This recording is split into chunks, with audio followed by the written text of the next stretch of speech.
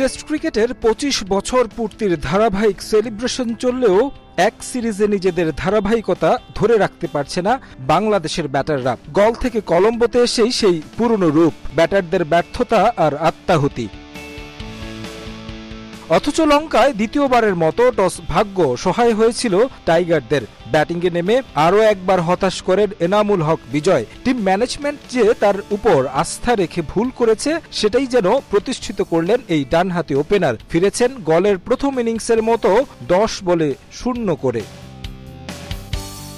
মোমিনুলকে সঙ্গে নিয়ে শুরুর আঘাত সামাল দেওয়ার চেষ্টা করেন আরেক ওপেনার সাদমান। রান খরায় ভুগছেন মিনি। এদিন শুরুটা অবশ্য ভালোই করেছিলেন, থিতুও হয়েছিলেন উইকেটে, অথচ part time bowler Dhananjaya de সিলভাকে উইকেট বিলিয়েছেন।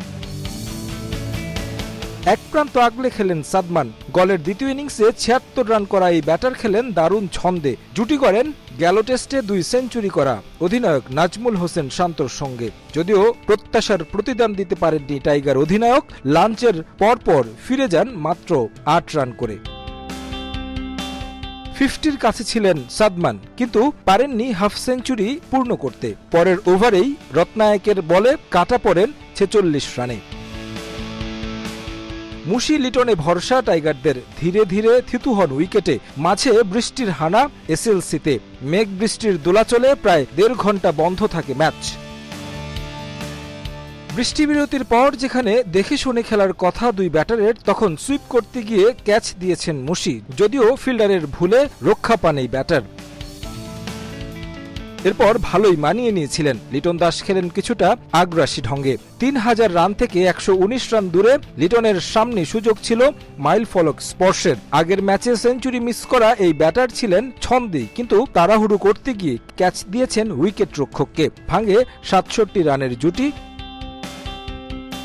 একমাত্র স্বীকৃত ব্যাটার মিরাজকে নিয়ে মুশির চেষ্টা, কিন্তু আবারও সেই একই ভুল। স্লগ সুইপ করতে গিয়ে তুলে দিলেন ক্যাচ। এবার আর রক্ষা হয়নি। ৩৫ করে ফিরেছেন প্যাভিলনে। নাইম হাসানকে নিয়ে স্কোরবোর্ডে রান জমা করার চেষ্টা করেন মিরাজ, যদিও সেই চেষ্টা খুব বেশি দূর এগোয়নি। স্লিপে ফার্নান্দোর নেয়া দারুণ ক্যাচে ফিরতে হয় এই ব্যাটারকে। তবে নাইম দেখালেন কিভাবে টিকে থেকে ব্যাট করতে হয়। তাইজুলকে সঙ্গে নিয়ে শেষ বিকেলে দিনের দলীয় স্কোর পার করেন ২০০। নাইম তাইজুলের জুটিতে আসে ১৭ রান, ২৫ রান করে ফেরেন নাইম। এরপর ইবাদত আর তাইজুল দিন শেষ করেন। তবে ব্যাটারদের ধারাবাহিকতার অভাবে কলম্বো টেস্টের প্রথম দিনেই ব্যাকফুটে বাংলাদেশ।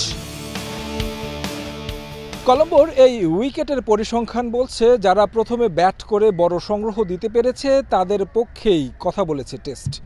বাংলাদেশের টস ভাগ্য সহায় হলেও ব্যাটারদের আত্মাহুতিতে অনেকটাই ব্যাকফুটে টাইগাররা। এখন বোলারদের উপর গুরুদায়িত্ব কতটা বাংলাদেশকে ম্যাচের মধ্যে রাখতে পারে। সিংহলিস স্পোর্টস ক্লাব গ্রাউন্ড থেকে তারেক হাসান শিমুল, সময় সংবাদ, শ্রীলঙ্কা।